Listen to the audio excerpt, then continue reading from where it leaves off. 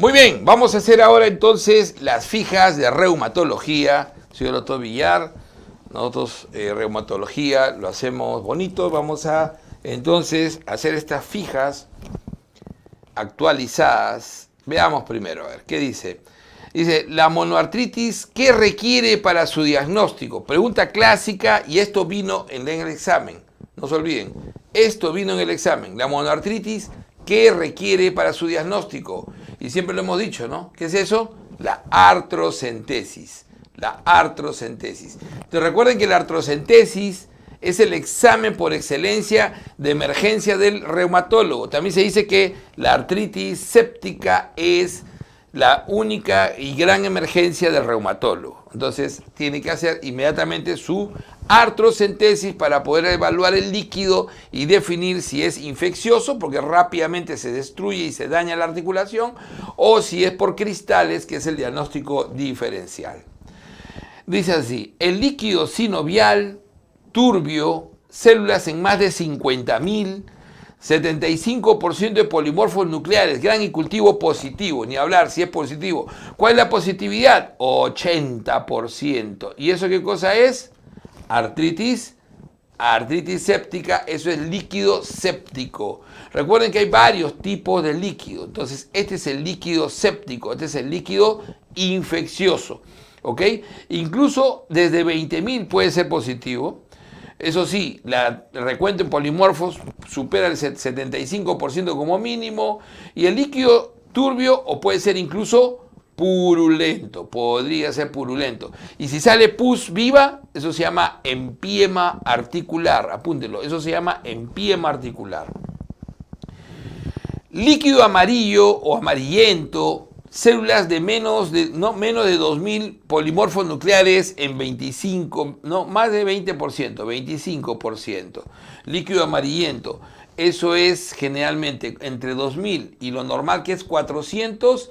Eso es un líquido llamado no inflamatorio. ¿Y quiénes pueden hacer un líquido no inflamatorio? La osteoartrosis, el trauma leve, ¿no? La osteoartrosis. Entonces, líquido amarillento, entre 400 y 2.000, ¿no? 2.000 células y un porcentaje de polimorfos que va entre 20 a 25%.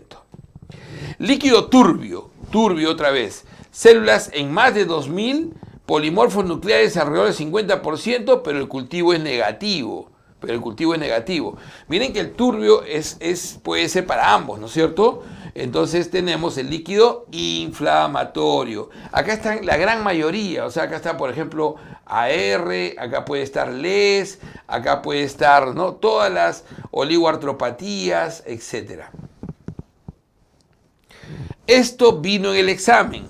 Es la causa más frecuente de artritis séptica. La etiología más frecuente es Staphylococcus aureus. Ahí tienen ustedes los cocos, el Staphylococcus aureus, en todas las edades. Si bien es cierto, Shigella kingae es en menos de 2 años, pero prácticamente en todas las demás edades, Staphylococcus aureus de lejos es el número 1, más del 70%. ¿Ya? Recordar siempre eso. Primero pensar en Staphylococcus aureus. Si yo tengo un paciente inmunosuprimido hospitalizado, la artritis séptica en este grupo de pacientes inmunosuprimidos y hospitalizados, ahí cambia de estafilo a ¿qué? Cambia a bacilos gram negativos. Recuerden que bacilo gram negativo en líquido de artritis séptica es sinónimo de inmunosupresión u hospitalización.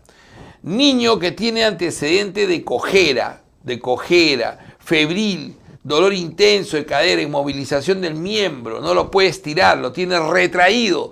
Ese es la artritis séptica infantil. Es más frecuente en cadera y tiene esa clínica característica, muy febril, dolor intenso, ¿no? Lo tiene recogido el miembro y congelado. Etiología del niño, ¿no? Etiología de la artritis séptica en niño mayor de 2 años sigue siendo Staphylococcus aureus. Aunque ya en segundo lugar se suma el neumococo. Hay que tener siempre eso en cuenta, pero eso es en el segundo lugar. Mientras que la etiología en niños menores o igual a 2 años es Quinguela quingae. La Quinguela quingae, que es un gran negativo. Esto vino en el examen. Localización de la artritis séptica en adultos. Entonces, en adultos, a diferencia del niño que es en cadera, acá será más frecuente rodilla, siempre rodilla. Y ahí la tiene la rodilla totalmente séptica. Generalmente es, acuérdense que esto es hematógeno. ¿Por qué? Staphylo aureus típicamente es siembra hematógena.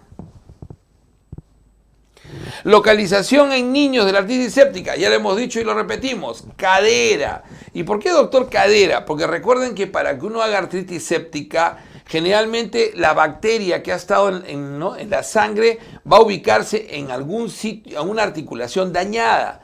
Generalmente el niño suele dañar la cadera, pues puede ser de nacimiento, ¿no es cierto?, por una displasia de cadera o puede ser un pertes. Entonces ahí se puede sembrar un estafilo.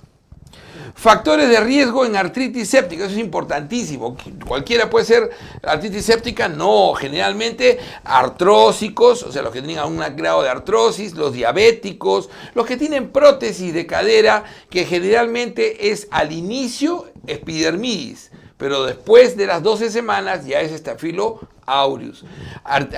Los AR tienen un grupo muy fuerte y aquellos que han tenido intervencionismos en las articulaciones. Esto vino en el examen. Mujer joven, infección de transmisión sexual, artritis de rodilla, eso es artritis gonocócica. Acuérdense que la artritis gonocócica tiene esa característica. Mujeres jóvenes que generalmente se cogen el problema o la infección de transmisión sexual durante la gestación o en la menstruación por tener relaciones y contagiarse en ese momento, y suele localizarse al final en rodilla. Esto vino en el examen. La triada de la artritis gonocócica es la triada de artritis migratoria, tenosinovitis y dermatitis pustulosa. Es artritis migratoria, es una de las típicas migratorias, tenosinovitis y lo que es la dermatitis pustulosa. Es la artritis gonocócica que tiende a ser siempre diseminada.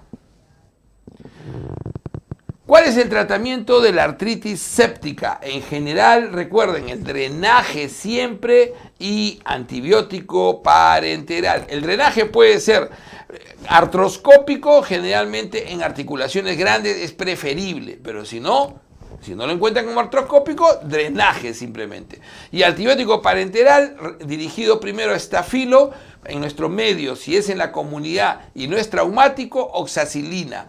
Y si es traumático o es hospitalario, vancomicina. Esto vino en el examen. Tratamiento de la artritis gonocócica. Recuerden que la artritis gonocócica es una enfermedad de transmisión sexual. Será entonces ceftriaxona más menos doxiciclina, dependiendo del riesgo. ¿Ok? Generalmente si hay gonococo puede haber clamidia. Entonces la ceftriaxona más menos doxiciclina, pero ceftriaxona es la respuesta en sí. 1 gramo cada 24 horas por 7 a 10 días, dependiendo de la gravedad. Esto vino en el examen. Las secuelas de artritis séptica son... ¿Qué secuelas deja la artritis séptica? Lo más frecuente, disminución del rango articular, el dolor crónico, ¿no es cierto? Una artrosis y la anquilosis es más raro, menos del 10%, pero es la más severa y la que generalmente se da la anquilosis cuando ha habido un mal manejo o un manejo muy tardío. Mayor de 50 años, obeso, hiperuricémico, que hace dolor en el primer dedo, eso es podagra y eso es gota, o sea, eso es una artritis por cristales, ¿no es cierto? ¿Qué cristales? Urato monosódico. Diagnóstico de gota preciso. ¿Cómo se hace el diagnóstico de gota preciso? Tiene que demostrar cristales de urato monosódico articular. Esto vino en el examen. Son complicaciones de la hiperuricemia. O sea, acuérdense que la hiperuricemia per se no es una enfermedad. No se da tratamiento por hiperuricemia salvo que pase de 14. Acuérdense ese valor. Si no, no se da. ¿Cuándo se da tratamiento de hiperuricemia? Cuando tienes cálculos o cuando tienes artritis. O sea, litiasis y artritis. Primero artritis y después litiasis en porcentaje de las complicaciones de la hiperuricemia. Localización más frecuente de la gota aguda, siempre recordar, primer metatarso falángico, lo llamada podagra. Ataque de artritis en podagra, nocturno, intenso y que tiende a autolimitarse. O sea, si hay un ataque de artritis, ¿no? Y que hace una monoartritis, podagra, generalmente se presenta en la noche, muy intenso el dolor, eso generalmente es ataque agudo. Esa es la gota aguda. La gota aguda generalmente no debe pasar de 1 al año, el 60% no recidiva, ¿no? Generalmente hay que ver los factores asociados. Gotoso asintomático, o sea, después de haber hecho tu primer ataque hasta que hagas el segundo, ¿cómo se llama ese paciente? Gota intercrítica, o sea, ese periodo entre los ataques. Gotoso con tofos, oligoarticular y deformante. Con tofos, oligoarticular y deformante, esos son el 15 a 20% de los pacientes, eso se llama gota crónica. Y vean ustedes ahí en esta imagen los tofos, miren cómo se ven los tofos, generalmente alrededor de la articulación. Más frecuente es preolecraniano, pero estamos mostrando uno que no es tan frecuente, pero que es típico. Gota crónica, se palpa como si ustedes agarraran la arena en una media, metan arena en una media y así es idéntico, es la palpación del tofo.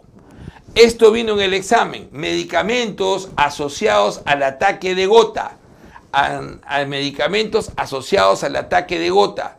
¿Qué medicamentos se suelen asociar? Primero, los diuréticos, ¿como quién? Como la hidroclorotiazida, la furosemida. Los salicilatos. ¿La Z de qué? De piracinamida. Ojo, que la etambutol también, pero primero la piracinamida. El alcohol, acuérdense del alcohol, que algunos consideran un fármaco, no tanto un medicamento. Y la levodopa, por lo menos recordar esos, siempre recordar la hidroclorotiazida porque es el medicamento de elección en la hipertensión. Esto vino en el examen. Estándar de oro para el diagnóstico de gota. Si bien es cierto, sabemos que para hacer el diagnóstico debes ver el urato monosódico, el cristal. Ese es el estándar de oro. O sea, el estándar de oro es esto. Es demostrar el cristal de urato monosódico en el líquido, que es un cristal birrefringente negativo, delgado como aguja, ¿ok? Delgado como aguja, es bien delgado, es tipo aguja y de color anaranjado, amarillento anaranjado. Tratamiento de la gota aguda. Entonces la gota aguda se trata principalmente con AINES y colchicina, que va lentamente a evitar la recaída. AINES, de preferencia indometacina, es lo que más se utiliza, y naproxeno. Son los dos de elección, indometacina y naproxeno. Indicación de hipouricemiante, ¿cuándo debes dar el halopurinol clásico? Debes darlo generalmente cuando el paciente tiene dos o más recurrencias. O sea, recurrencia significa 2 o más. Cuando tienes presencia de tofos, nuevamente está el tofo, o cuando hay cálculo asociado, ¿ok? 2 o más al año, ¿ok? Esa es la indicación de dar halopurinol, no se le da solamente por tener el ácido úrico alto. Recuerden que el riesgo de ácido úrico para hacer un ataque gota es de 6.8 para arriba. Esto vino en el examen. Inhibe la xantina oxidasa y la inhibe 2 veces todavía. ¿Quién es? El halopurinol. Recuerden que la dosis mínima es 300 miligramos al día hasta 800 miligramos. ¿Ok? Nunca se debe iniciar durante el ataque agudo, siempre en el periodo intercrítico. Tampoco se debe suspender bruscamente. Puede producir ataque. Esto vino en el examen. Línea cálcica articular en adultos mayores. O sea, cuando ves una articulación grande, principalmente hombros, rodilla, cadera, con línea cálcica articular, eso se llama condrocalcinosis. ¿Y qué cosa es el condrocalcinosis? Es la precipitación de pirofosfato cálcico. Suele ser asintomático, es un hallazgo radiológico. Estos pacientes podrían precipitar a veces pseudogota cuando hace inflamación, pero usualmente son adultos mayores, más de 60 la mujer, más de 80 el varón, con línea cálcica articular. La pseudogota se localiza con mayor frecuencia. La pseudogota es la otra artritis, hay hasta 4 tipos de artritis, ojo, pero es la otra en frecuencia, la pseudogota por pirofosfato de calcio, ¿no? Que se suele localizar con mayor frecuencia en la rodilla, y siempre hay que diferenciarlo de la gota, que es primer metatazo falángico, en la rodilla. Miren que si ustedes ven un paciente con hemocromatosis, que tiene flogosis en la rodilla izquierda y le encuentran cristal de pirofosfato en el líquido, esa es una pseudogota. No solamente hemocromatosis, generalmente se asocia a hiperpara primario, a enfermedad renal crónica, a hiperfosfatemia, o sea, a estas, hipofosfatemia, ¿no? Son realmente a enfermedades que se suelen asociar. Esto vino en el examen. ¿Cuál es el estándar de oro para el diagnóstico de pseudogota? Para decir que es pseudogota, tienes que hallar, ¿qué cosa? El cristal de pirofosfato cálcico, que es un cristal de hiperrefringencia positiva, al contrario de la gota, y que es generalmente romboideo azulado, como lo ven en la imagen. Vamos con las oligoartropatías. Oligoartritis. ¿Qué cosa es una oligoartritis? 2 a 4 articulaciones. Asimetría, o sea, asimétrico. Un lado es cadera, el otro lado es rodilla. Un lado es tobillo, el otro lado es rodilla. Entesitis. Acuérdense que las entesitis es el compromiso de los ligamentos o tendones que rodean y la cápsula que rodean a la articulación. Compromiso de columna y factor reumatoideo negativo, o sea, lo que se llama seronegativo, eso es las espondiloartropatías seronegativas. Esa es la característica de una espondiloartropatía seronegativa. Oligoartritis, asimétrico, entesitis, como puede ser una dactilitis o una lumbalgia, compromiso de columna, usualmente eje, y factor reumatoideo negativo. Esto vino en el examen. Espondilitis, pero sin sacroileitis bilateral, eso se llama hoy en día espondiloartritis sin sacroileitis radiológica. ¿Ya? Es una entidad muy cercana a la espondilitis anquilosante, pero que no cumple el criterio mayor, que es sacroileitis. Entonces, esa espondilitis clásica, lumbalgia, inflamatoria, asociada a HLA-B27 y todo, que no tiene sacroileitis, eso se llama espondiloartritis sin sacroileitis o espondiloartritis con radiología negativa. Espondilitis anquilosante lo tiene en 90% y la artritis reactiva en 80%. ¿Qué cosa será eso? HLA-B27. El HLA-B27. Recordar que la espondilitis anquilosante es el más frecuente de estas enfermedades y es típicamente crónica, mientras que la artritis reactiva es la más frecuente de las agudas. ¿Cuál será la otra crónica y la otra aguda? La otra crónica es la artritis psoriática. Y la otra crónica, las artritis enteropáticas, ¿no? A las asociadas a colitis ulcerativa y Crohn. Entonces, esas son las 4.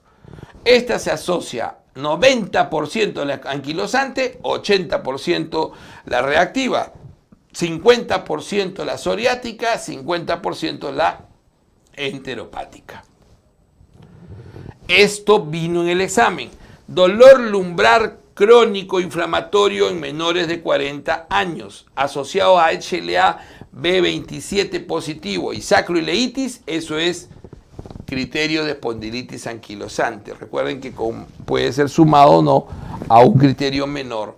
Pero el dolor lumbar crónico inflamatorio, recuerden que es aquel dolor que tiene rigidez mayor de 1 hora y que mejora con el ejercicio. Todo lo contrario al dolor mecánico. Ese es el dolor inflamatorio. La sacroileitis grado 2 o 3 radiológicamente o tomográficamente y el HLA-B27. En una espondilitis anquilosante es necesario para el diagnóstico. ¿Qué es necesario para el diagnóstico? Entonces, que tenga criterio mayor, sacroileitis bilateral, grado 2 o grado 3, radiológico o tomográfico.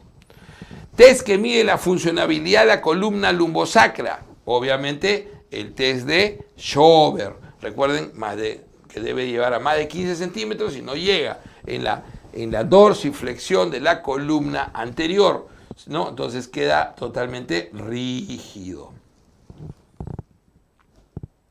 Esto vino en el examen. Tratamiento de primera línea, lo que vino en el examen. Pero vamos a hablar de tratamiento de primera línea y segunda línea en la espondilitis anquilosante. ¿Cuál es el tratamiento de primera línea con el cual el 80% de espondilitis anquilosante remiten? Antiinflamatorio no esteroideos. Y en segunda línea, anti-TNF. Con AINES, el 80% ceden, asociado siempre a ¿qué? A 2 horas diarias de terapia física, principalmente natación. Oligoartritis asimétrica, aséptica, postinfecciosa. Miren, es asimétrica, aséptica y postinfecciosa. ¿Cuál será esa? ¿Con factor reumatoideo negativo? Claro que sí. Esa es la artritis reactiva.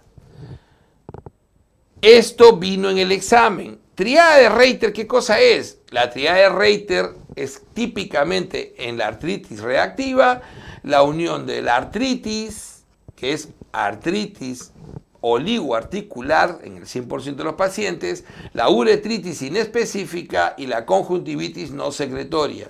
¿Ok?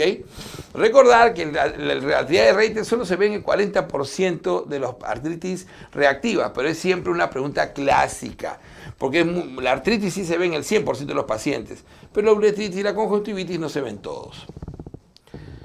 ¿Qué significa SSYC en artritis reactiva? Esa es la etiología de tipo, recuerden que la artritis reactiva viene o de una infección genitourinaria, ¿no? O viene de una infección, ¿no? diarreica, gastrointestinal, por Shigella, Salmonella, Yersinia y Campylobacter. Shigella, Salmonella, Yersinia y Campylobacter. Así es. Shigella, ¿no? Shigella, Salmonella, Yersinia y Campylobacter. En el caso de las geniturinarias, siempre recordar clamidia y ureoplasma ureolítico. Úlceras orales no dolorosas. Úlceras no dolorosas. Artritis reactiva es diagnóstico diferencial con qué. Entonces, si yo tengo úlceras orales no dolorosas, eso es típico de la artritis reactiva. En cambio, la vasculitis de Behçet, que es la vasculitis de Behçet o enfermedad de Behçet, las úlceras orales son dolorosas. En cambio, la reactiva es no dolorosa. ¿Por qué se pueden comparar? Porque la artritis reactiva puede hacer compromiso de balanitis, que asemeja a las úlceras genitales que se asocian al Behçet, por eso siempre hay que hacer diagnóstico diferencial. Lesión eritematoescamativa asociada a artritis y dactilitis con compromiso unguial. Lesión eritematoescamativa, típicamente una placa eritematoescamativa con artritis y dactilitis con compromiso unguial.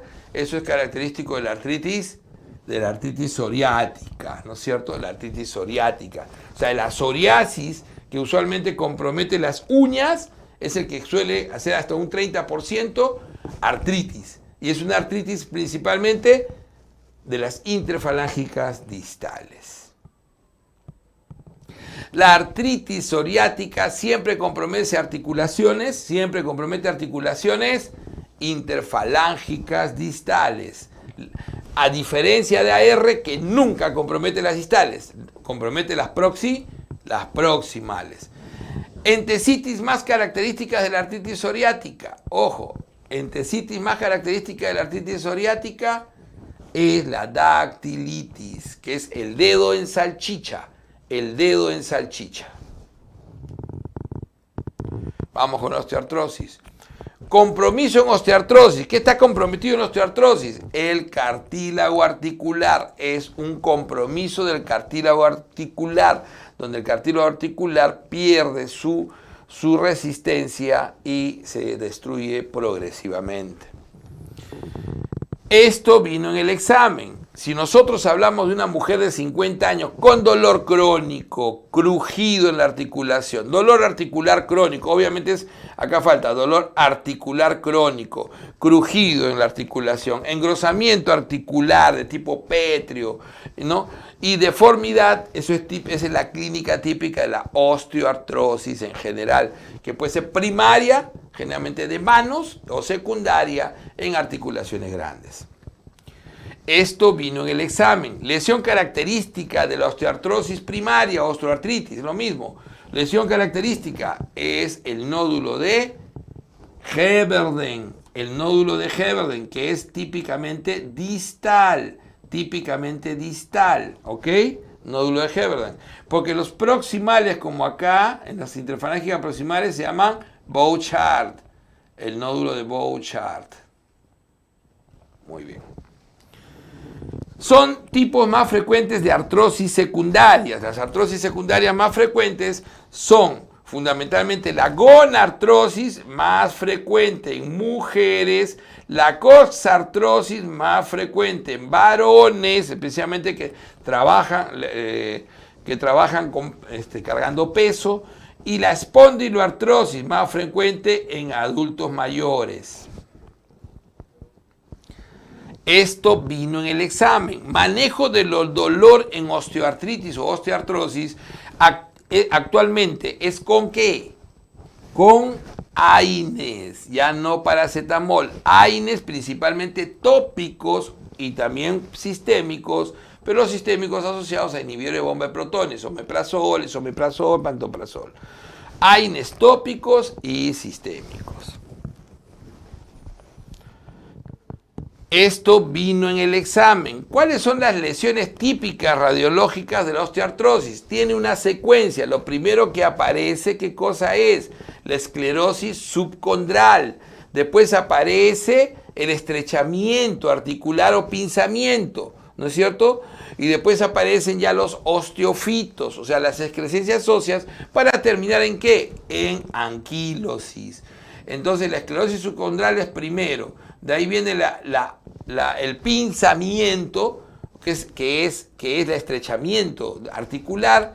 De ahí viene la presencia ya de excrescencias óseas, pueden ser osteofitos, geodas, quistes subcondrales. Y el último que falta acá es cuando termina ya en la anquilosis.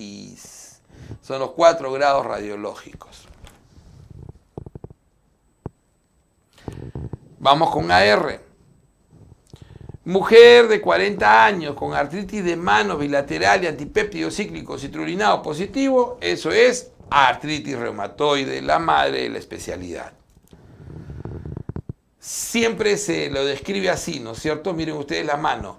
Es poliarticular, simétrica, bilateral, aditiva, erosiva, deformante y anquilosante. Ahí faltaba, ¿no? Poliartrítica, simétrica, bilateral, aditiva, erosiva, deformante y anquilosante. Eso es la típica, ¿no? La típica lesión de la artritis reumatoide, ¿no es cierto? Deformante, luxante y anquilosante al final.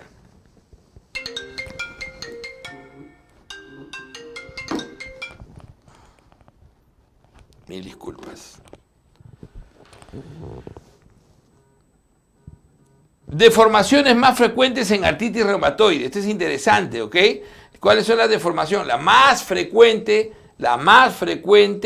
ojo, es la desviación cubital de las manos. De ahí le sigue el compromiso en botonier del primer dedo. Compromiso del primer dedo en botonier. Y de ahí la desviación en cuello de cisne. En cuello de cisne. Doctor, la lesión en cuello de cisne no es interfalángica distal, la desviación es la interfalángica distal, pero es por la lesión acá. Si ustedes se agarran, ¿no? Si ustedes se agarran, hacen esto y miren cómo siempre va a haber, ¿no? La desviación en cuello de cisne. Entonces, primero siempre es la desviación cubital de las manos. Esto vino en el examen. Criterios diagnósticos del 2010 para AR. Recordar que hasta 5 puntos es el compromiso articular. Hasta 3 puntos es la serología, ¿no es cierto? De ahí hasta un punto, ¿quién te da un punto? La reactante de fase aguda, y un punto el tiempo, si es mayor de 6 semanas, que eso es cronicidad de compromiso articular. Entonces siempre recordar eso, ¿ok? Entonces hasta 5 puntos el compromiso articular, que generalmente con 5 significa 10 o más, ¿no?, articulaciones pequeñas. La serología, que puede ser el antipéptido cíclico citrulinado, factor reumatoideo, alto, 3 puntos, bajo, 2 puntos. Los reactantes de fase aguda, BCG o PCR, el BCG más asociado, 1 punto, y el tiempo. Esto vino en el examen. ¿Cuál es el anticuerpo más específico y precoz del factor reumatoideo? Más precoz que el factor reumatoideo, igual de sensible. Es igual de sensible, pero más precoz y más específico. Ese es el anticuerpo antipéptido cíclico citrulinado. Antipéptido cíclico citrulinado. Altamente específico y precoz. Igual de sensible, 70%. ¿Cómo va la gestación en una paciente con artritis reumatoide? La artritis reumatoide cede, disminuye y se apaga la artritis reumatoide. A diferencia del lupus, donde es al contrario, se enciende más y hay más compromiso. Manifestación extraarticular más frecuente. Miren que tenemos manifestaciones extraarticulares que pueden darse en muchas partes del organismo, por eso es una enfermedad sistémica. La más frecuente es el nódulo reumatoideo. Es el nódulo reumatoideo, ¿no? Y llega al 30% y es un factor, cuando es precoz, el nódulo reumatoideo es un factor de mal pronóstico cuando es precoz. Manifestaciones oftálmicas, o sea, una extraarticular oftálmica más frecuente. La más frecuente es la conjuntivitis zika, la escleroconjuntivitis zika. Y la más característica es la epiescleritis y escleritis. Esta es la más característica. O sea, más específica. Pero esta de acá es la más frecuente. Ok. Criterios de mal pronóstico. Siempre recordar erosiones precoces. La erosión precoz. La serología temprana alta. El antipéptido cíclico o del factor reumatoideo alto. El nódulo reumatoideo pero temprano. También es la etnia blanca. Esto vino en el examen. ¿Cuál es el tratamiento de lesión de AR? No tengan dudas, sigue siendo el metrotexato.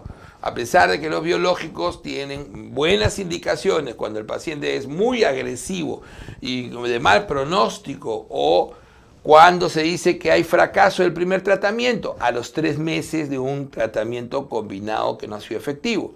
Pero siempre el tratamiento de lesión inicial es el metrotexato, salvo contraindicaciones. Paciente con AR severo o resistente a metrotexato. ¿Cuándo se ve la resistencia? A los 3 meses. Y a otros fármacos. ¿Cuáles son los otros fármacos que se pueden ver asociados? Hidroxicloroquina, sulfasalacina, leflunomida. Acuérdense siempre, ¿no?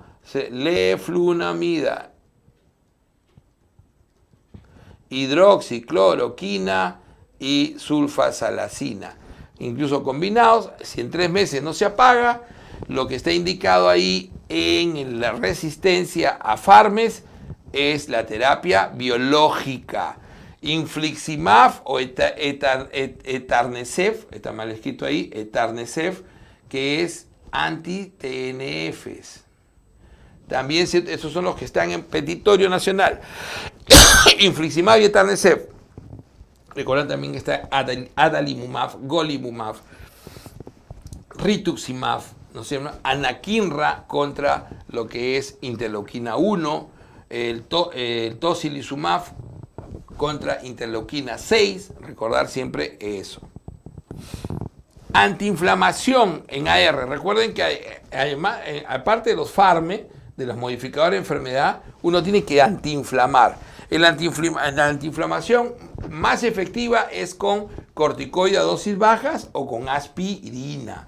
prednisona básicamente a dosis bajas, o sea 0,5 por kilo, y el de los AINES, generalmente el más efectivo es la aspirina. Articulaciones que no suele comprometer a R, o sea, típicamente no compromete las interfalángicas distales, habíamos dicho, las de columna excepto cervical, ¿ok? Las de columna excepto cervical e interfalángicas distales.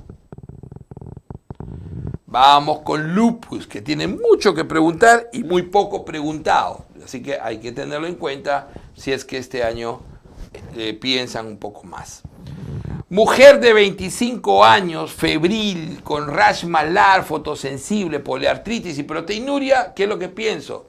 Una mujer entre 15 y 40 años, con esta pienso en lupus. Es necesario hoy para el diagnóstico de lupus, al inicio, o sea, en general, uno tiene que tener un ANA 1/80 en células EP2 para iniciar el proceso de clasificar al lupus. Síntoma precoz en lupus. ¿Cuál es el síntoma más precoz probablemente en lupus? Obviamente las poliartralgias y la poliartritis son lo que suele aparecer primero. El paciente suele tener poliartralgias y aparece la polisinovitis. Te va a dar 10 puntos en los nuevos criterios que se utilizan del 219 de Euler. ¿Quién te da 10 puntos? Pues te da, porque los 10 necesitas alcanzar el ANA y los 10 puntos. ¿Quién te da 10 puntos? El compromiso nefrológico, nefritis lúpica grado 3 o grado 4. La glomerulonefritis lúpica proliferativa, grado 3 focal y grado 4, ¿no?, difusa. Te da 10 puntos. El 2 y el 5 te da 6. No, 8, perdón. ANA, se dice siempre que el anticuerpo antinuclear es el más sensible y necesario hoy en día para el diagnóstico. En cambio, esto vino en el examen. ¿Cuál es el anticuerpo más específico en lupus? Más específico es el anti-SMID.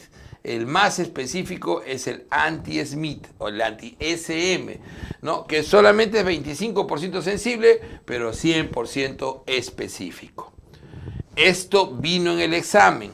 Anti-DNA doble cadena, obvio que es el doble strain, el doble cadena, se relaciona principalmente con ¿qué? Se relaciona con mayor actividad, es un marcador de actividad renal, y es muy sensible y específico. No es el más en ninguna de las circunstancias, pero es alta sensibilidad y alta especificidad, y es marcador de actividad renal y de actividad de enfermedad. Anti-DNA. Antistona, ¿con qué se relaciona? Con el lupus-like o el lupus medicamentoso, relacionado con el llamado lupus medicamentoso o lupus-like. ¿Ok? También así se le llama en muchas literaturas. Anti-Ro, recuerden que anti-Ro, esos son los anticuerpos extraíbles del núcleo, así se llaman, ¿no?, los anticuerpos ENA, los extraíbles del núcleo. Tenemos el anti-Ro y anti-La, ¿no? El anti-Ro se le llama SSA, síndrome Sjögren tipo A, y es útil se lo asocia al lupus neonatal y se asocia que a su pasaje, que es lo que provoca el lupus neonatal, y al lupus cutáneo subagudo. Recuerden que hay 3 tipos de lupus cutáneo.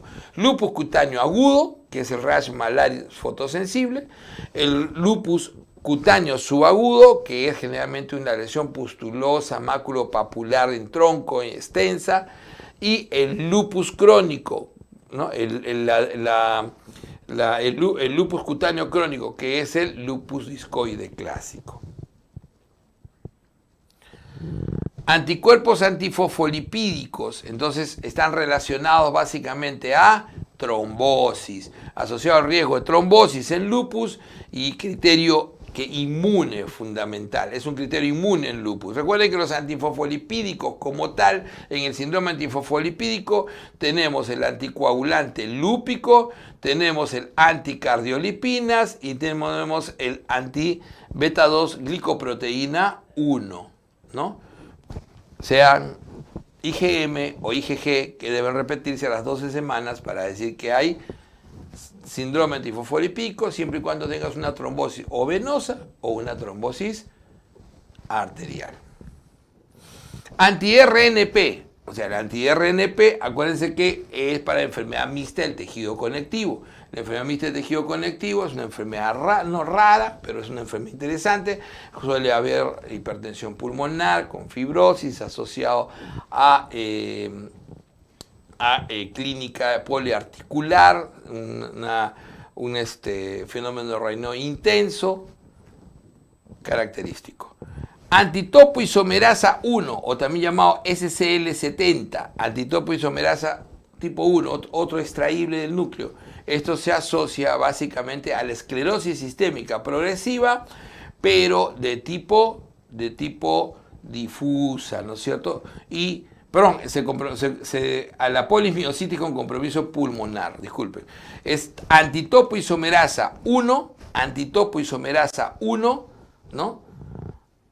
Es SCL70, polimiositis con compromiso pulmonar. Polimiositis con compromiso pulmonar. Compromiso articular en lupus. El compromiso articular en lupus es poliarticular simétrico, ¿ok? Poliarticular simétrico de tipo generalmente migratorio, no deformante, no erosiva. Poliarticular simétrico, no erosivo, no deformante y típicamente migratorio.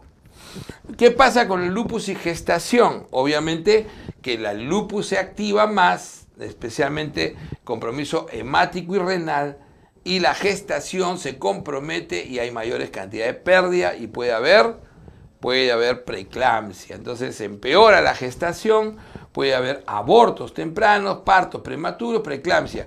Empeora el lupus, especialmente a nivel renal y hematológico. ¿Cuánto tiempo tiene que estar un lúpico, una lúpica con la enfermedad apagada para que pueda gestar? 6 meses, no se olviden, 6 meses. Esto vino en el examen. Afectación pulmonar más frecuente en lupus no es neumonitis lúpica, es la neumonía común, generalmente bacteriana, porque es un inmunosuprimido y es una de las principales causas de muerte en los pacientes lúpicos. Recuerden que la causa de muerte en lúpicos los primeros 5 años es infecciones y los siguientes, después de los 5 años, ya es compromiso renal y compromiso cardiovascular, las principales causas de muerte. Lupus medicamentoso o lupus-like es un lupus asociado a medicamentos como procainamida, hidralazina, antiestona. Es un lupus generalmente con antiestona positiva, no hay compromiso renal ni el sistema nervioso central. Es un lupus relativamente benigno, más dérmico hematológico, asociado a hidralazina, también a isoniazida, a alfa-metildopa, generalmente. Lupus neonatal. El lupus neonatal se asocia a anti-Ro positivo y se debe al pasaje de este anticuerpo a través de la placenta y suele producir un lupus cutáneo subagudo, suele producir un bloqueo cardíaco completo y citopenias. Es grave, ¿ok? Tiene bloqueo AB, generalmente bloqueo cardíaco completo, citopenias, o sea, pues suele tener, ¿no?, plaquetopenia, leucopenia y anti-Ro positivo, además del lupus cutáneo subagudo. Esto vino en el examen. Nefritis y proteinuria, nefritis con proteinuria, síndrome nefrótico, síndrome nefrítico, es compromiso clásico que se puede pensar en nefritis lúpica. Entonces la nefritis lúpica puede generar un cuadro nefrítico con proteinuria, generalmente una proteinuria mayor a 500, puede irse hacia el síndrome nefrítico lo más frecuente o hacia el síndrome nefrótico. Tratamiento del lupus leve. El lupus leve, generalmente asociado a compromiso dérmico o compromiso articular menos de 20 articulaciones o anemia. Simplemente son pacientes que pueden requerir solamente tópicos y AINES. Recuerden que todo paciente con lupus debe recibir hidroxicloroquina como droga de base. Así como el ARR usa metrotexate, la hidroxicloroquina es el medicamento de base del paciente lúpico.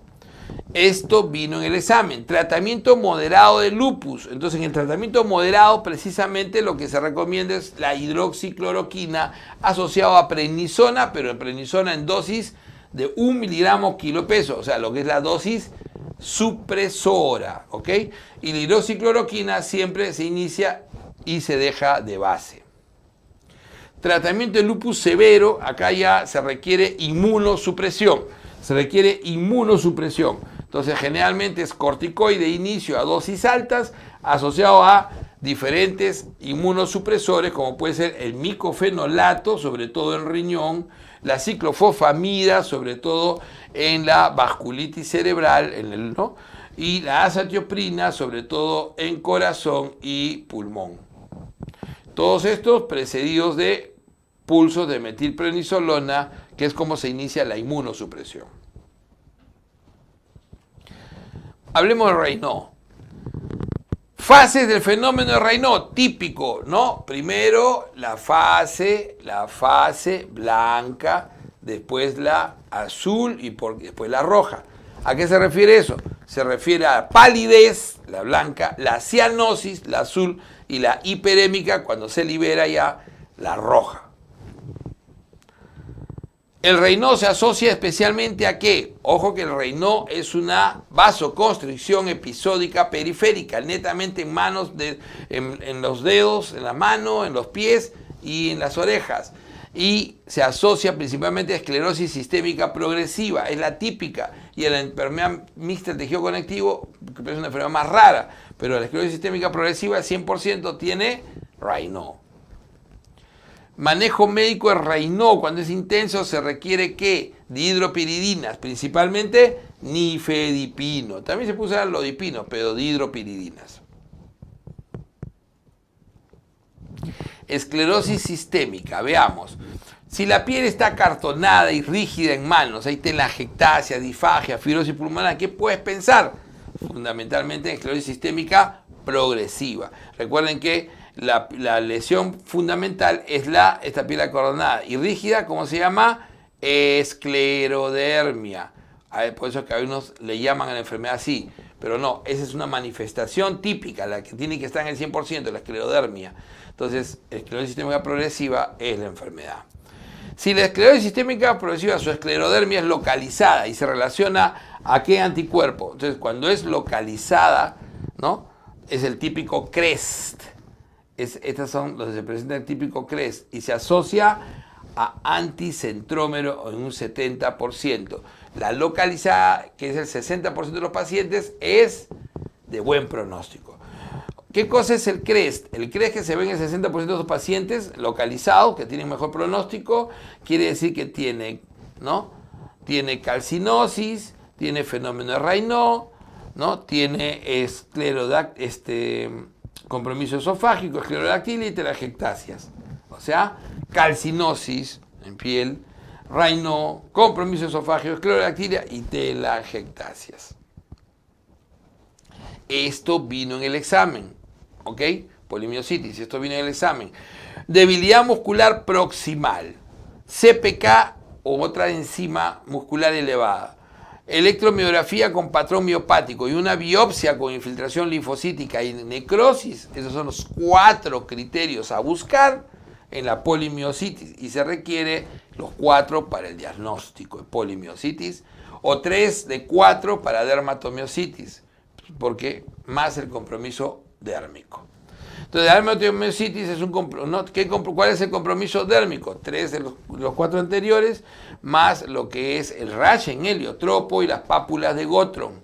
Pápulas de Gottron que son dolorosas, que son descamativas en el dorso de la mano, o el rash heliotropo que no produce problemas, pero es periorbicular.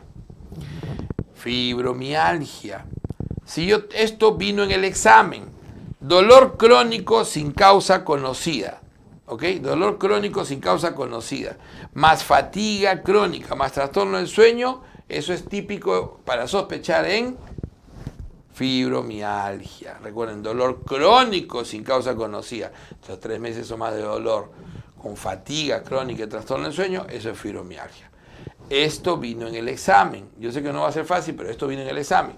Evaluación del dolor en 7 de 9 áreas definidas con dolor es el clásico criterio para el lupus. Pero ¿cuáles son las áreas que se suelen evaluar?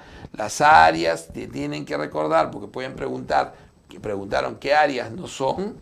Entonces está el occipucio, está el cervical bajo, está el trapecio, el supraespinoso, el área de la segunda costilla, el epicóndilo lateral, siempre los bilaterales, ambos lados, los glúteos, trocánter mayor y rodillas son las áreas que se evalúan.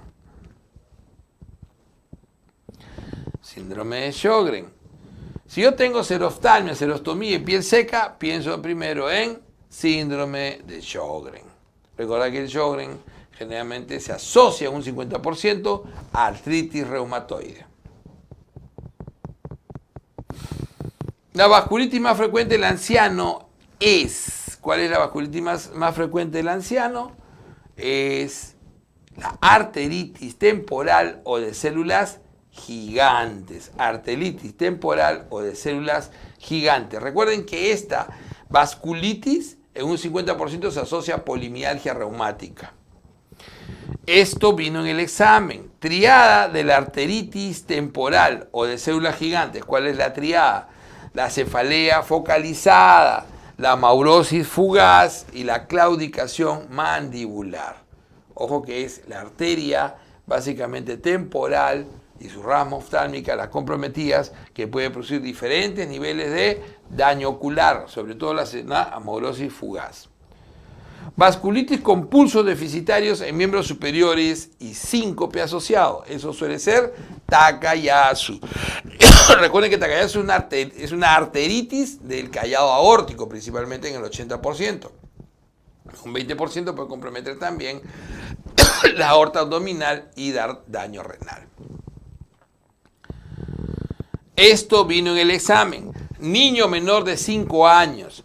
Eritema con edema de manos, descamativo, rash polimorfo, conjuntivitis, mucositis y lengua fresa. Eso es la enfermedad de Kawasaki.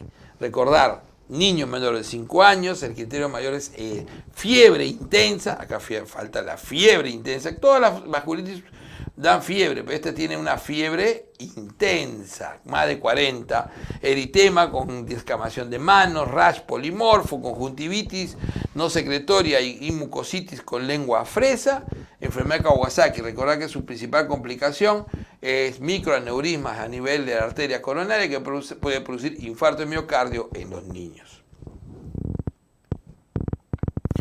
Varón mayor de 50 años. Fiebre persistente, mialgia, mononeuritis múltiple, antecedente de hepatitis B, eso es clásico de la poliarteritis nodosa, una vasculitis que ha ido desapareciendo debido a la vacunación contra hepatitis B. Esto vino en el examen.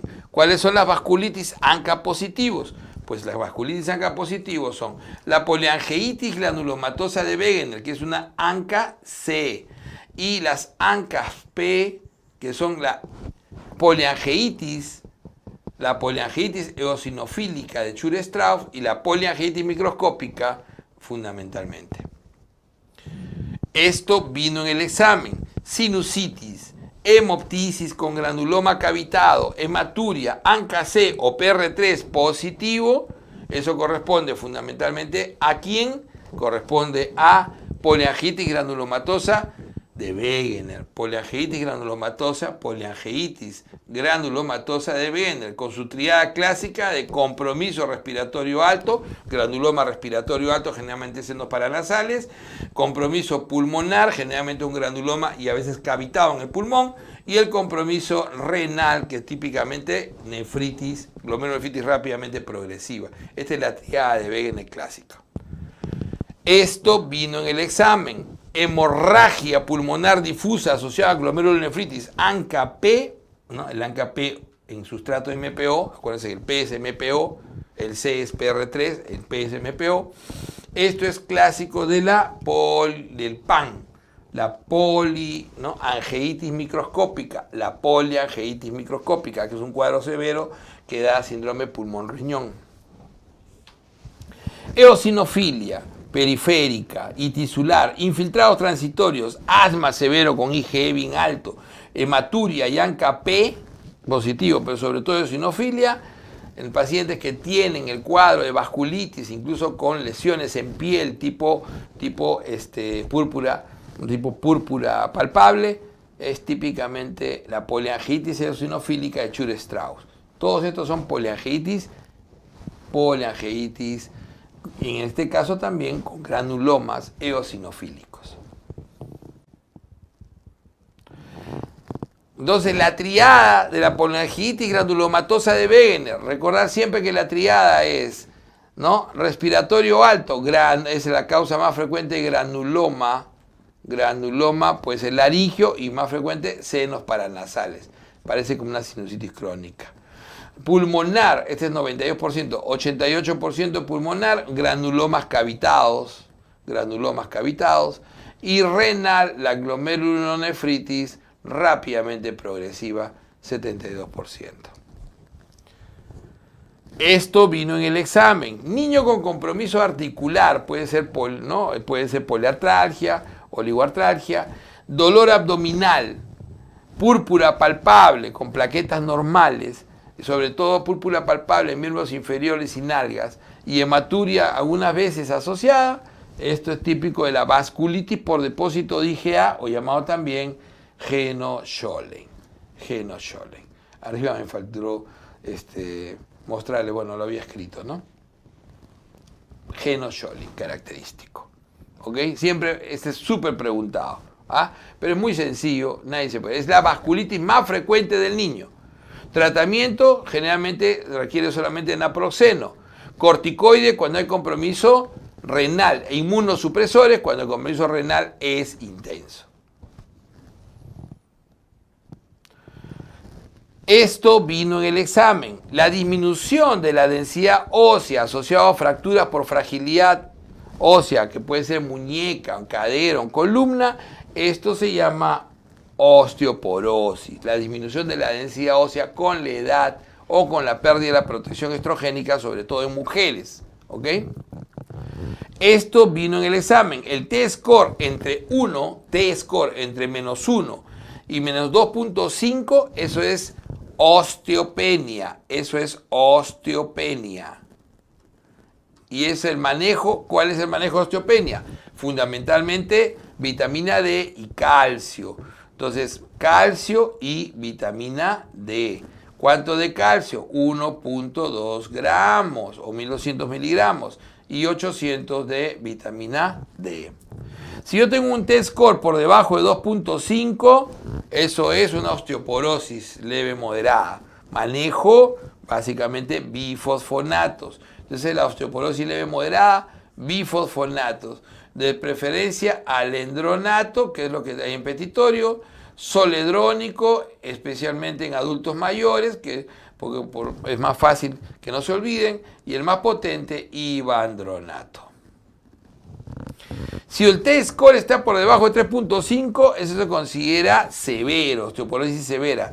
¿Cuál será el manejo? La osteoporosis severa se recomienda el análogo de la PTH, el teriparide, que es análogo de la PTH. ¿Qué pasa en manejo de la osteoporosis severa, que es refractaria encima? O sea, ya además cambiamos el teriparide, es una primera opción, usamos teriparide, y si no, denosumab. Generalmente el denosumab se usa más en los que tienen compromiso renal.